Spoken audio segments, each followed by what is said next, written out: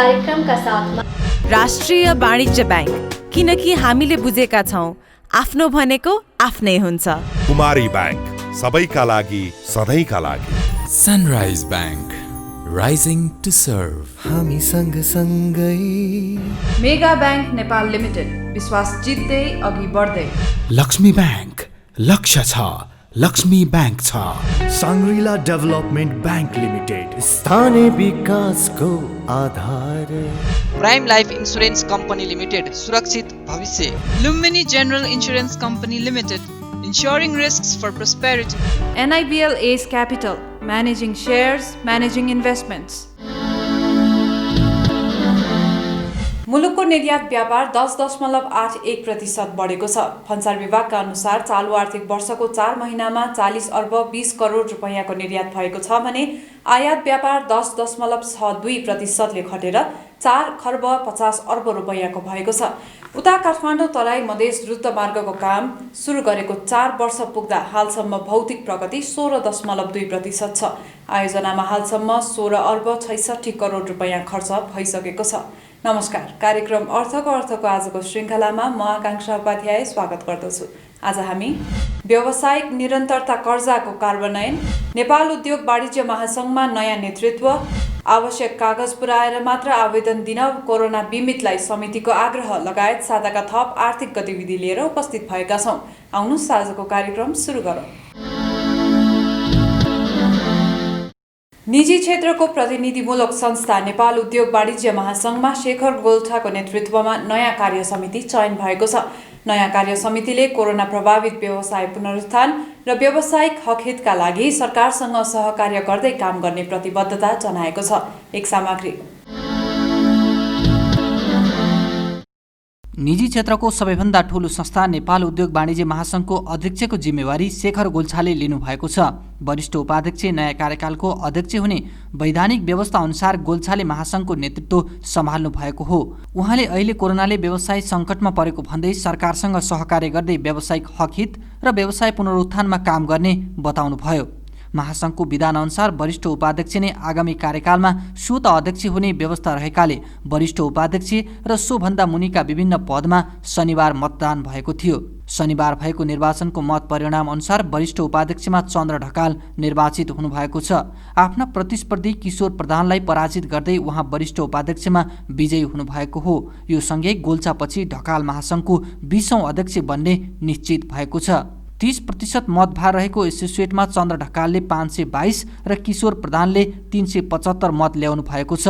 20% मतभार रहेको वस्तुगतमा ढकालले 59, प्रधानले 39 मत र 50% मतभार रहेको जिल्ला नगरतर्फ ढकालले 52 र प्रधानले 53 मत ल्याउनु भएको छ। यस्तै महासङ्घको वस्तुगततर्फको उपाध्यक्षमा अञ्जन श्रेष्ठ, जिल्ला नगरतर्फ दिनेश श्रेष्ठ र एसोसिएटतर्फ रामचन्द्र सँगै विजयी हुनुभएको छ। अन्य पदहरूमा भने मिश्रित परिणाम आएको छ। निर्वाचन पश्चात वरिष्ठ उपाध्यक्ष ढकालले महासङ्घमा पक्ष विपक्ष सकिएको बताउनुभयो। निर्वाचन अघिका सबै कुरालाई भुलेर व्यावसायिक हकहितमा सहकार्य गर्दै काम गर्ने प्रतिबद्धता उहाँले जनाउनुभयो। यो थियो नेपाल उद्योग वाणिज्य महासङ्घमा नयाँ कार्य समिति चयन सम्बन्धी सामग्री। अबको पालो ब्रेकको।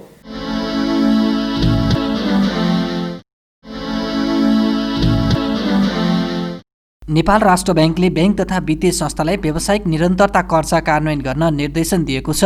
कोरोना प्रभावित व्यवसाय पुनः सञ्चालनका लागि नेपाल सरकारले व्यावसायिक निरन्तरता कर्जा प्रवाह कार्यविधि 2077 स्वीकृत गरेसँगै राष्ट्र ब्याङ्कले त्यसलाई कार्यान्वयन गर्न ब्याङ्कहरूलाई निर्देशन दिएको हो। उक्त कार्यविधिले राष्ट्र ब्याङ्कमा 50 अर्ब रुपियाँको कोष स्थापना गरेर कोरोनाबाट प्रभावित उद्योग व्यवसायलाई पुनः सञ्चालन गर्न सघाउनेछ।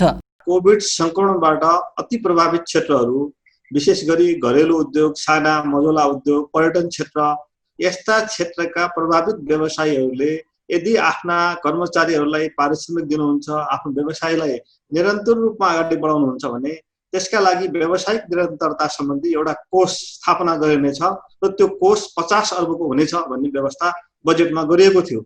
बजेटमा गरिएको त्यो व्यवस्थालाई अहिले मूर्त रूप दिनका लागि, त्यसलाई कार्यान्वयन गर्नका लागि यो व्यावसायिक निरन्तरता कर्जा सम्बन्धी कार्यविधि सार्वजनिक गरिएको छ र यो कार्यान्वयनमा पनि आइसकेको छ। हामीले बैंक तथा वित्तीय संस्थाहरूलाई निर्देशन दिइसकेका छौँ।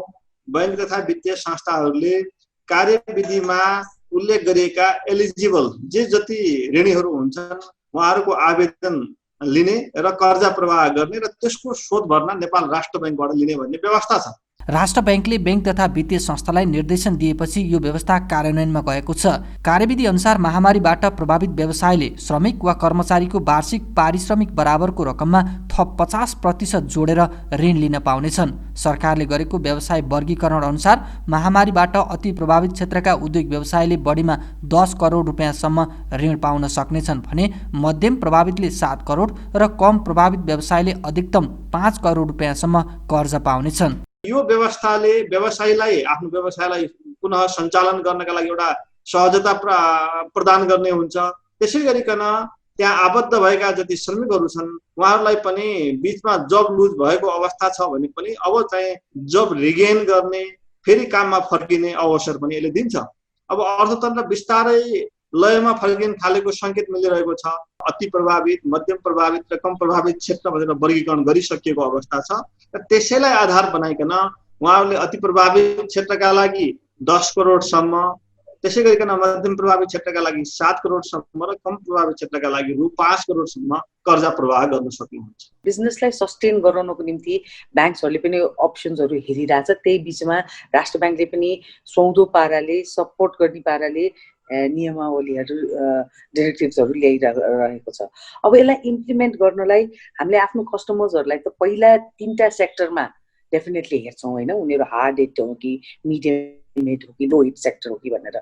र त्यो 3टा सेक्टरमा हेरिसकेपछि हामीले आफ्नो तर्फबाट हामीले राष्ट्र ब्याङ्कको नियमभित्र रहेर उहाँहरूलाई रिस्ट्रक्चरिङ, रिसेड्युलिङ के गर्न सकिन्छ त्यो अनुसारले अगाडि बढ्छौँ। सबैजना मिलेर अगाडि बढ्नुपर्छ। जब राम्रो बेला आउँछ तब त फेरि सबैजना मिलेर राम्रोसँग बिजनेसलाई ग्रोथ त गरि नै हाल्छौँ। अहिलेको बेला टफ छ तर यही बेला हो एकअर्काको साथ दिएर अगाडि बढ्ने र त्यसै अनुसारले रेगुलेसन्सहरू पनि आइरहेछ, त्यसलाई फलो गरेर हामी अगाडि। यस्तो कर्जाको ब्याज दर पहिलो वर्षका लागि 5% र दोस्रो वर्षका लागि 6% रहने जनाइएको छ। यो कर्जाले प्रभावित व्यवसायलाई पुनः सञ्चालन गर्न ठूलो मद्दत पुग्नेछ। कोरोनाले हरेक क्षेत्र प्रभावित हुँदा अहिले ब्याङ्कहरूमा कर्जाको माग पनि कम छ। ओभरअल ब्याङ्किङ सेक्टरको जुन लोन गएको देखिन्छ त्यो हेर्दाखेरि चाहिँ नि हो 2-4वटा ब्याङ्कले अलि राम्रैसँग लोन बढाएको छन् भनेदेखि अरू ब्याङ्क्सहरूको अलिअलि ग्रोथ चाहिँ मध्यमै छ। मार्केटमा त्यो जुन चैत्र महिनाको बेला थियो त्यसलाई कम्पेयर गरेर हेर्ने हो भने अहिले डेफिनेटली लोनको भोल्युम्सहरू बढ्दै गएको छ, but not to the extent that we are looking for. अहिले पनि त्यो नयाँ प्रोजेक्ट सुरु गरिहाल्नु, एडिसनल प्रोजेक्ट लगाइहाल्नु भन्ने जुन व्यवसायीहरूको मनस्थिति छ त्यो चाहिँ आइसकेको छैन। बैंक तथा वित्तीय संस्थाहरूले कर्जा दुरुपयोग रोक्नुपर्ने हुन्छ। कर्जा दुरुपयोग रोक्ने जिम्मेवारी, महत्त्वपूर्ण जिम्मेवारी उहाँहरूको हो र त्यसमा भोलि नेपाल राष्ट्र बैंकले सुपरिवेक्षण गर्दाखेरि कतै कमजोरी केही भेटियो, कतै कर्जा दुरुपयोग भएको भेटियो भने अहिलेको जुन विद्यमान व्यवस्था छन् त्यो व्यवस्था बमोजिम बैंक तथा वित्तीय संस्थाहरूलाई हामीले कारबाही गर्नुपर्ने हुन्छ। त्यसो भएर कर्जा दुरुपयोगको विषयमा ऋणी पनि सचेत हुनुपर्छ, किनकि यो कोभिड संक्रमणबाट प्रभावित क्षेत्रलाई हामीले चाँडोभन्दा चाँडो लयमा फर्काउन फेरि चाहिँ उहाँहरूलाई सुसञ्चालनमा आउने अवसर दिनका लागि हो र यसको दुरुपयोग गर्ने गुन्जायस अथवा यसको दुरुपयोग गर्ने सुविधा चाहिँ कसैलाई छैन। उसो त विगतमा ब्याङ्कहरूले भूकम्प पीडित कर्जा भनेर आफ्नै कर्मचारी वा तिनका आफन्तलाई मात्रै दिएर पहुँच नभएकालाई कर्जाबाट विमुख गराएको गुनासो आएको थियो। यो कर्जा पनि त्यस्तै हुन सक्ने भन्दै व्यवसायीहरूले सबैलाई लाभ हुने गरी कर्जा प्रवाह गर्न आग्रह गरेका छन्। बिजनेस राउन्डअप लगायत थप सामग्री बाँकी नै छ, त्यसअघि छोटो ब्रेक।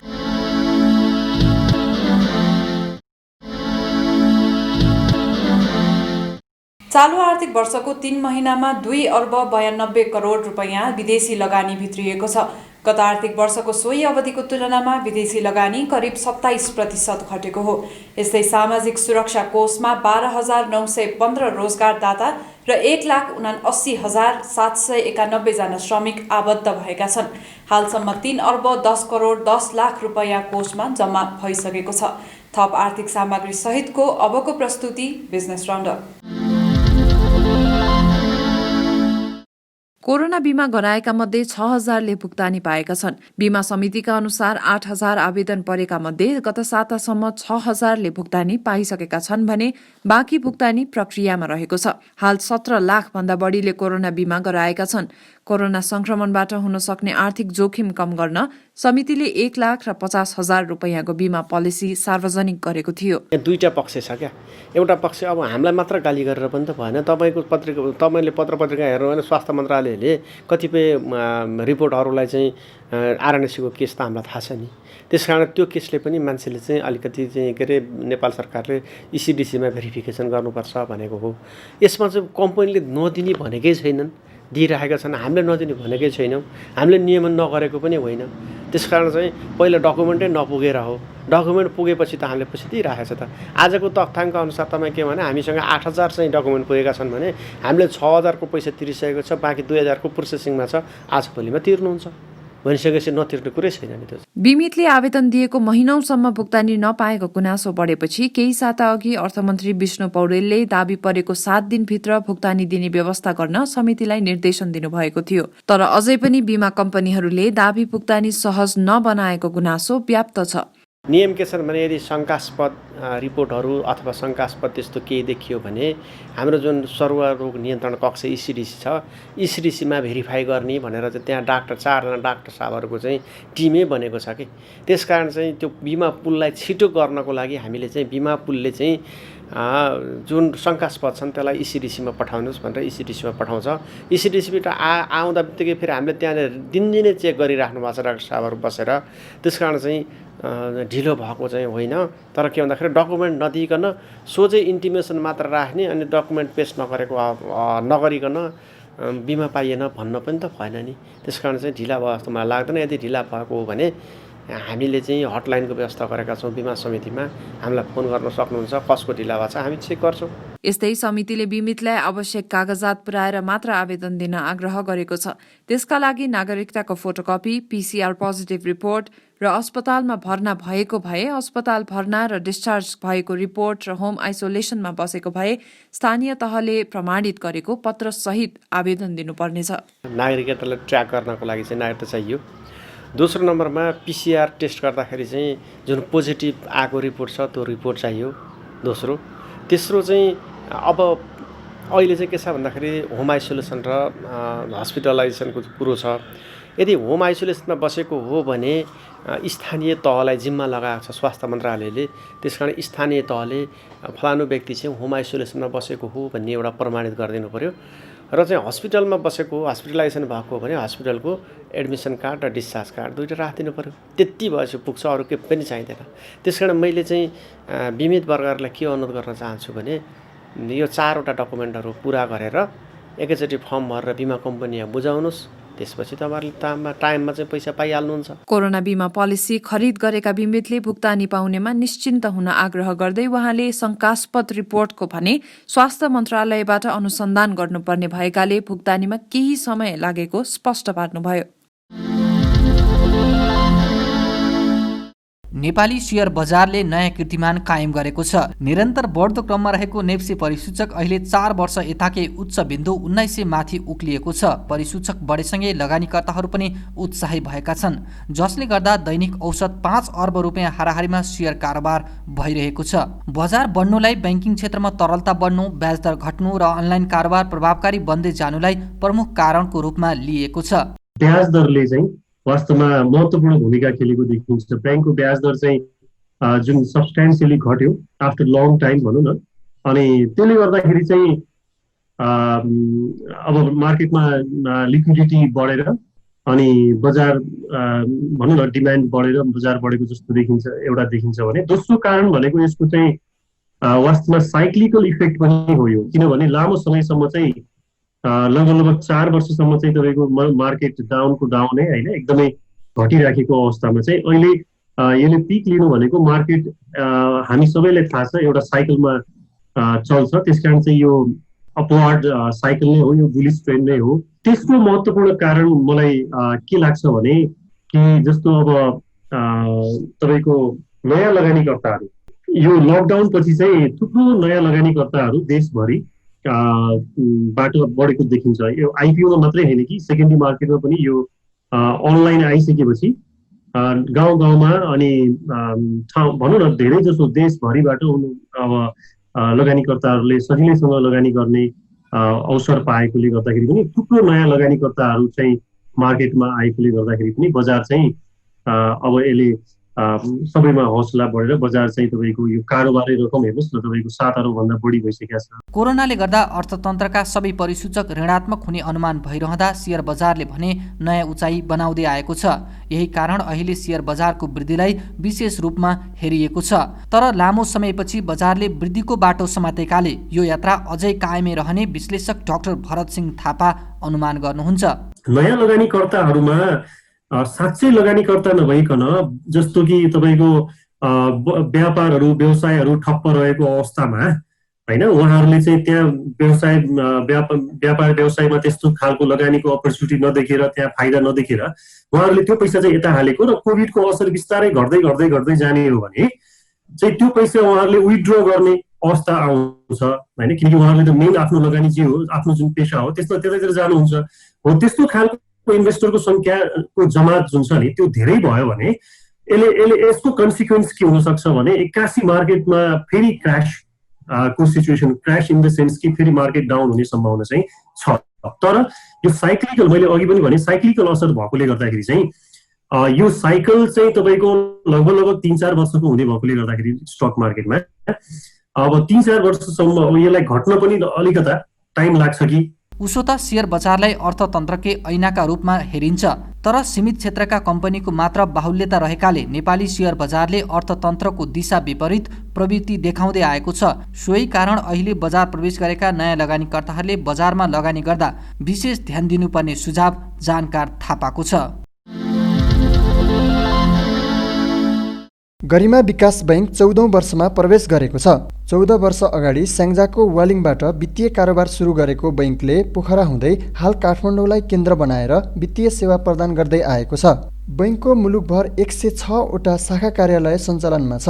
सहरी एरियाको लगायत ग्रामीण एरियामा अलिकति बढी फोकस गरेर हामीले आफ्नो शाखा कार्यालय विस्तार गर्दै गयौँ र पछि नेपाल राष्ट्र बैंकको नीति पोलिसी अनुसार मर्जरमा हामीले नीलगिरी विकास बैंक बेनीको नीलगिरी विकास बैंक र त्यसैको 1 वर्षपछि नारायणगढमा रहेको शुभेच्छा विकास बैंकलाई हामी मर्ज गऱ्यौँ र हामी राष्ट्रिय स्तरको विकास बैंकको रूपमा 1 वर्ष पोखरामा रहेर काम गऱ्यौँ हामीले र त्यसपछि हामीले आफ्नो प्रधान कार्यालयलाई काठमाडौँ लाजिमपाटमा स्थानान्तरण गऱ्यौँ र आजको मितिसम्म आउँदाखेरि हामीले 14औं वर्षमा प्रवेश गर्दाखेरि 106 वटा शाखा कार्यालयबाट मेचीदेखि महाकालीसम्म हाम्रा सम्पूर्ण प्रदेशमा हाम्रो आफ्नो शाखा कार्यालय विस्तार गर्न सफल भएका छौँ र 9 जना कर्मचारीबाट हामी 900+ कर्मचारी अहिले भइसकेको अवस्था छ र यो बीचमा गरिमा विकास बैंकले हामीले विशेष गरी ग्रामीण एरियालाई फोकस गरेर लगानी पनि अलिकति निम्न वर्ग मध्यम वर्गलाई अलिकति बढी फोकस गरेर ससानो कर्जमा हामीले बढी जोड दिएर काम गरेको अवस्था हिजो थियो र अहिले पनि त्यसलाई हामीले निरन्तरता दिएको अवस्था छ। बैंकले यो अवधिमा 51 अर्ब रुपैयाँ निक्षेप सङ्कलन गरी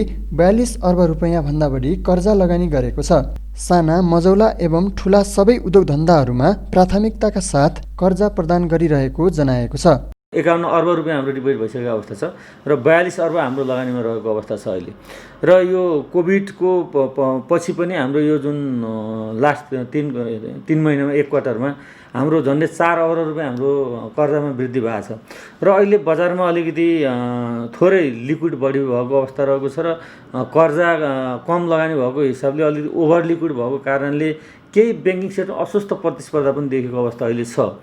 यसमा विकास ब्याङ्कहरू बीच अथवा कमर्सियल ब्याङ्क विकास ब्याङ्क बीच पनि अलिकति फाइलहरू अलिक मुभमेन्ट हुने अलिक तानातान गर्ने अलिकति कस्टमरलाई पनि बढी झन्झट दिने काम भएको छ कि भन्ने हामीले पनि त फिलिङ भएको छ।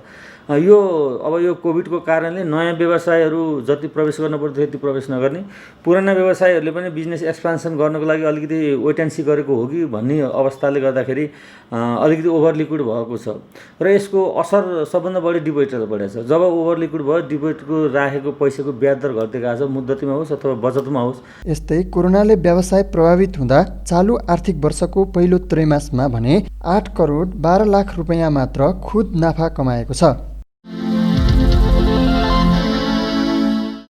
मुक्तिनाथ विकास ब्याङ्कले युरोपियन माइक्रो फाइनेन्स अवार्ड 2020 प्राप्त गरेको छ।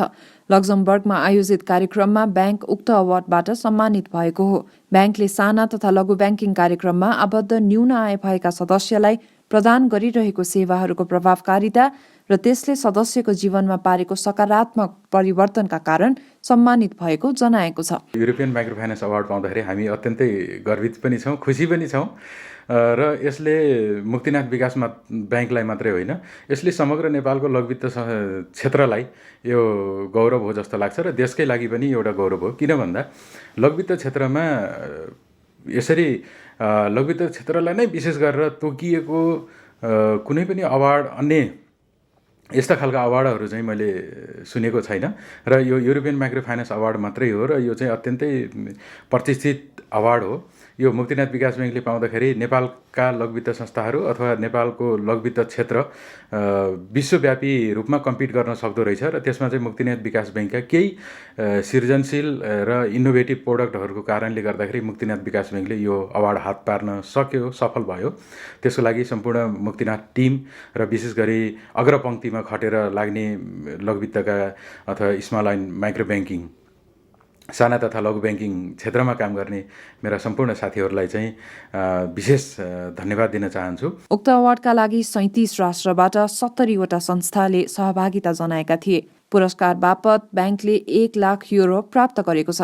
यो रकमबाट न्यून आय भएका सदस्यहरूलाई डिजिटल ब्याङ्किङमा सहभागी गराउन विभिन्न कार्यहरू गरिने जनाइएको छ। आगामी दिनमा हाम्रा अहिले 1,80,000 प्रत्यक्ष रूपमा साना तथा लघु ब्याङ्किङ अन्तर्गत मुक्तिनाथ विकास ब्याङ्कको साना तथा लघु ब्याङ्किङ सेवा अन्तर्गत आबद्ध हुनुहुन्छ।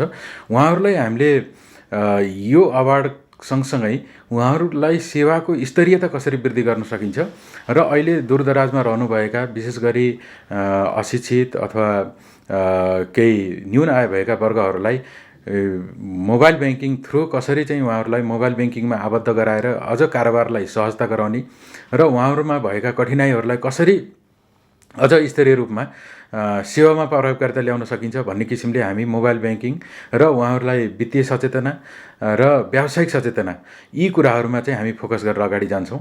हाल ब्याङ्कको 138वटा शाखा रहेकोमा 118 शाखा मार्फत साना तथा लघु ब्याङ्किङ सेवा प्रदान गर्दै आएको जनाएको छ।